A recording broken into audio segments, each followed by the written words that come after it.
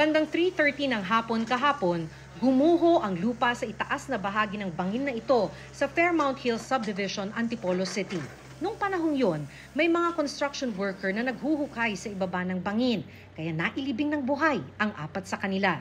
Nailigtas naman ang 2 sa mga construction worker dahil kalahati lamang ng kanilang mga katawan ang nabaon, habang ang isa pang construction worker nakatakbo nang gumuho ang lupa. Halos mano-mano ang paghukay hanggat makuha ang lahat ng mga biktima.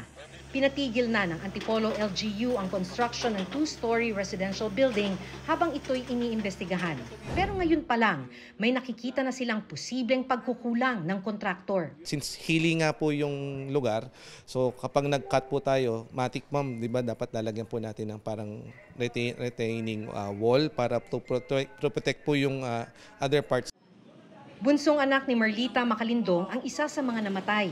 Naikwento na raw ng kanyang anak na si Fernando na delikado ang ginagawa niyang paghuhukay. Naisip ko na wag na siyang pumasok. Pero kayang walang magawa kasi siya nga yung nagsuporta sa amin.